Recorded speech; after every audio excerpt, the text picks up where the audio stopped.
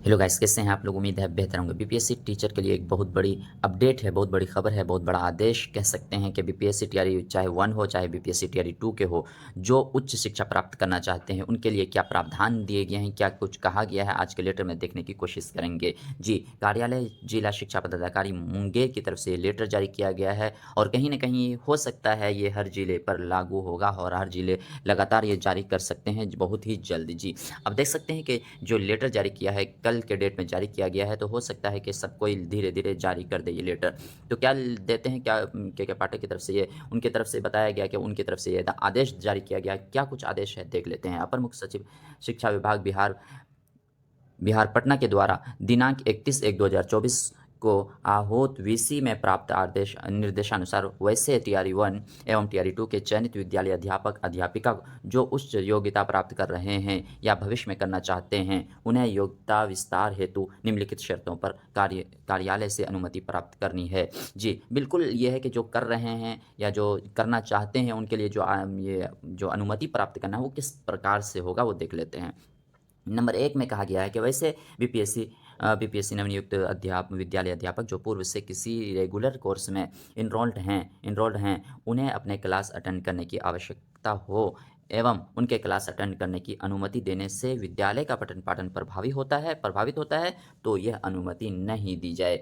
जी, बिल्कुल के regular course जो कर रहे हैं आप और अब जो है आप अध्यापक हो चुके हैं, अध्यापिका हो चुके हैं, मतलब कार्यरत हैं अब, तो आपको जो है रेगुलर क्लास में आपको पठन-पाठन जो अगर बाधित होता है, तो आपको जो है अनुमति नहीं दी जाएगी। दूसरा पॉइंट क्या है?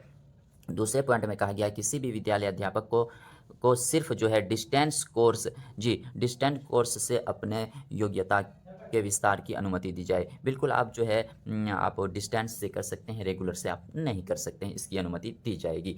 तीसरा पॉइंट कहा गया है कि इस परियोजनार्थ इसके द्वारा कोर्स पूरा करने की विद्यालय का पठन-पाठन किसी भी प्रकार से को प्रभावित नहीं होना चाहिए। जो आप कोर्स कर रहे हैं, उससे जो है आपका जो पठन-पाठन है, आपके विद्यालय का जो कार्यक्रम है, उनमें कोई बाधा नहीं उत्पन्न होनी चाहिए। चौथा पॉइंट क्या है? क्या कोर्स पूरा करने के परियोजनार्थ होने वाले परीक्षार्थियों में सम्मिलित होने हेतु उनका अपना स्वयं का अवकाश का उपयोग करना होगा। जैसे कि आपको पता है कि विद्यालय में 16 जो सीएल मिलते हैं, उन्हीं को यूज़ करने के लिए कहा गया है कि जो आप एग्ज़ाम देने के लिए जाएँगे रेगुलर ये क्या बोलते हैं डिस्टेंस में, ये करके जब आप जाएँगे एग्ज़ाम देने के लिए, तो वो जो आपका जो स्वयं का छुट्टी होगा, लीव होगा, सीएल होगा, वो आप खर्चा करेंगे, अलग से आपको कोई लीव ये एजुकेशन के नाम पर नहीं दिया जाएगा।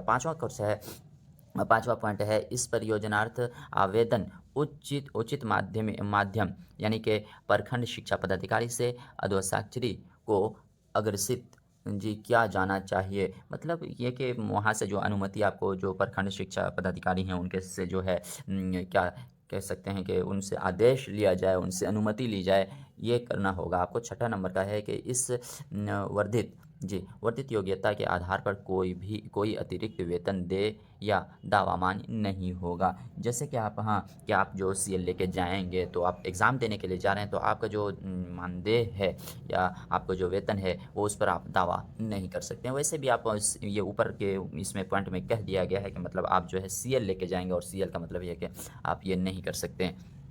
अब देख लेते हैं क्या कुछ कहा है, यही है नीचे नीचे ज्ञापन संख्या क्या है? ज्ञापन संख्या है 60 जी, मुंगेर दिनांक 13/2/2024 के दिन निकाला गया है। सभी प्रधानाध्यापक प्रखंड शिक्षा पदाधिकारी मुंगेर को अनुपालनार्थ निर्देशित किया जाता है कि यह आवेदन अग्रसित जी करने से पूर्व यह सुनिश्चित हो लें कि उपरोक्त शर्तों का अनुपालन किया जा रहा है या नहीं। बिल्कुल बहुत ही बड़ी अपडेट कह सकते हैं इसको कि जो उच्च शिक्षा प्राप्त करना चाह रहे हैं उनके लिए ये निर्देश जारी कर दिया गया है। तो पल-पल की अपडेट को पाने के लिए एमी हैक चैनल को सब्सक्राइब करें और अपने दोस्तों में ज़रूर शेयर करें। तो मिलते हैं नेक्स्ट वीडियो में, तब तक के लिए थैंक यू।